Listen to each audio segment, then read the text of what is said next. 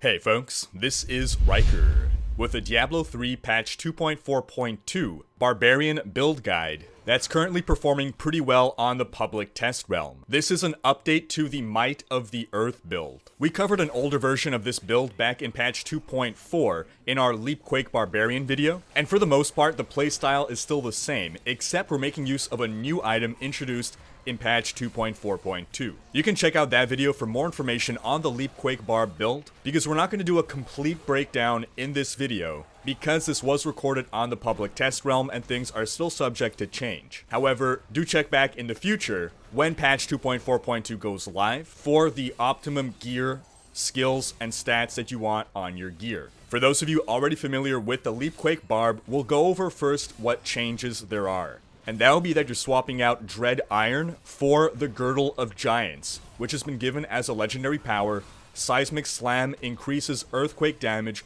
by up to 100%. This is very much worth the loss to the avalanche damage that Dread Iron gives you, as well as the ability to make Ground Stomp cause an avalanche. That means that we want to work Seismic Slam into this build, and we're swapping out Ancient Spear. So gone are Skullar Salvation, and instead we're going to opt for the Bracers of Destruction.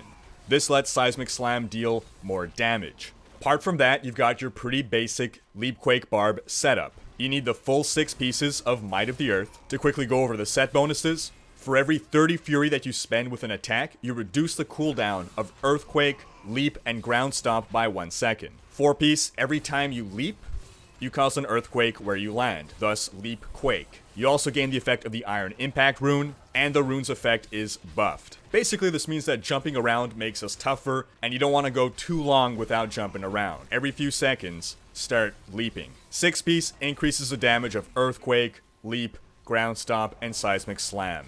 We're working Focus and Restraint into this build. It's going to play very nicely because we're evenly spreading our time between spending and gaining resource.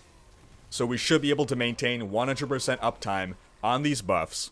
Combined, these two rings more than double your damage once you have both buffs on. Best in slot Amulet would be a Hellfire with the correct passive. If you want to be a bit more defensive, you could instead opt for a Resistance Amulet like a Mara's Kaleidoscope. And of course, you need a Blade of the Tribes as a primary affix that increases your earthquake damage, and as a secondary, Warcry and Threatening Shout cause an avalanche and an earthquake. In our cube, we have a Furnace just for more damage. Earlier on in the PTR, the power currently given to the Girdle of Giants was actually given to the Sledge of Astlakalangang, which was a 2-handed weapon, and that forced you to in fact cube that instead of a Furnace. This has been a positive change that Blizzard did to this build during PTR. For armor, you need those Loot Socks. That allows you to cast Leap 3 times in a row. And for your jewelry, you want the Band of Might, so that every time you leap, you take less damage for 8 seconds.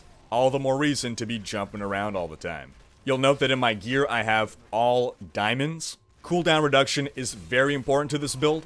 Again, we won't specifically go over all the stats you want on every piece of gear. We'll save that for the video when this build is finalized. But in the meantime, standard gearing rules apply, except you do want to prioritize cooldown as well. As for the diamonds in the chest piece and the pants, survivability can be a bit of an issue with this build, but of course you can opt for rubies instead if you feel you can take a hit to toughness in order to deal more damage. For our gems, we have Bane of the Trap because, well, obviously, it's just more damage at all times once you've unlocked that rank 25. Bane of the Stricken is essential to pushing the higher greater rifts, but if you're not pushing too high, you can opt for a Bane of the Powerful instead. Basically, when you feel that the Rift Guardian is really taking way too long to kill, that's when you swap out Bane of the Trapped for Bane of the Stricken. Also, if you just can't maintain enough uptime on your Bane of the Powerful. We also want the Gogok of Swiftness for that added cooldown reduction. At max stack, that's 15% additional cooldown reduction, and thanks to the changes in the last patch, this also gives us some dodge.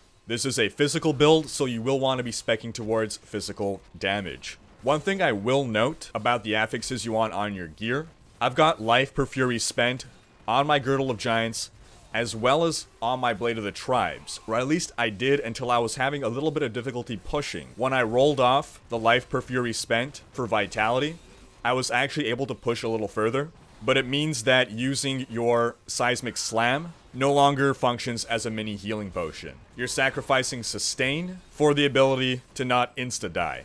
I did, however, find myself having to disengage a lot more often, but I was also alive a lot more often. On to the skills. We'll want Seismic Slam, Strength from Earth. This does give us a little bit of sustain. 1% of your max life for every enemy hit. It's not a ton of recovery, and against a Rift Guardian it's basically nothing, but it does help when you leap into the middle of a ton of enemies. If you're hitting 20 enemies, that's 20% of your life, that's 1/5 of that health bar being recovered for every hit, and you're slamming hard and fast. Next we'll want Earthquake, Cave In. This has a nice pull effect, because really what's the point of dealing all this damage if you're not pulling enemies into it? Next we'll want Battle Rage, Bloodshed. This has been a staple of the Barbarian for years now.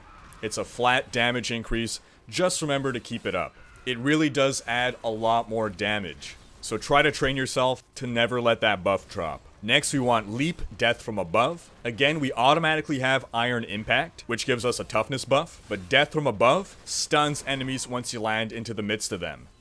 This stops you from being instantly killed when you jump into the middle of a group of enemies, because that's what you want to be doing. You want to be surrounded by enemies so that they're all pulled into that Earthquake and taking tons of damage. The Call of Ariat rune also has a pull effect, but it has a shorter range than the Cave In rune on Earthquake. And again, you're missing out on that crucial stun. 3 seconds of not getting hit is a terrific boon. Next, we'll take Threatening Shout, Falter. This is to benefit from our Blade of the Tribes, which makes Warcry and Threatening Shout cause an avalanche and earthquake. Further, it helps us with fury management, and serves as an indirect damage buff by making enemies take more damage.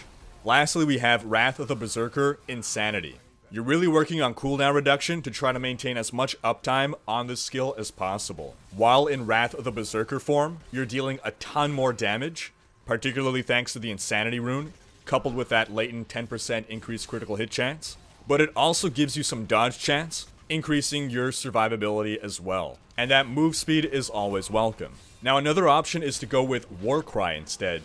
This is certainly the more party-friendly build, and is a little less reliant on cooldown reduction, but it's also more defensive and less offensive. It'll increase your toughness at all times, and you'll want to go with either the Impunity rune or the Veteran's Warning rune. Impunity gives you more toughness, whereas Veteran's Warning gives you a chance to completely ignore damage. There was an age-old debate, back when Dexterity gave you dodge chance, about its actual usefulness as a toughness stat. This was particularly important to hardcore characters, and I remember it being a serious issue for the hardcore Demon Hunter community. Dodge chance is great when it works. Averaged out over the course of an entire run, you can say that yes, it does reduce damage overall, but it's certainly a less reliable form of toughness than a straight toughness buff. So would you rather reduce incoming damage a little more at all times, or occasionally completely ignore damage? As for our passives, we'll want Ruthless to help us finish off enemies. Remember, with our Leap rune, we get 3 seconds of stun on you enemies. That gives us time to whittle them down, and hopefully by the time that stun has worn off, Ruthless will kick in and help you finish off those enemies who are no longer stunned. Earthen Might will help us with our resource management. We're triggering earthquakes all the time. Nerves of Steel is an essential skill to survivability. That gives us that free life when pushing higher, greater rifts. You might not need it for the lower ones.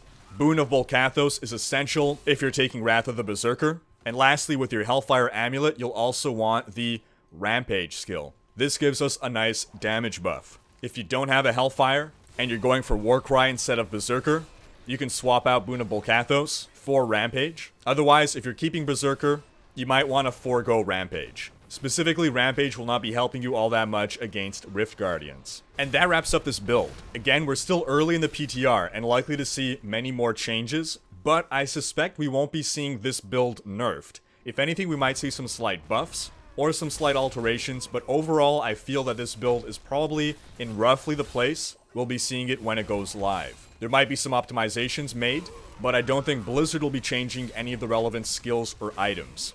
A player named Asukazan cleared a Greater Rift 90 with this build, but I will note that he has 3,500 Paragon levels. Realistically, this build can probably push into the high 80s, maybe into the low 90s with a good amount of rift fishing.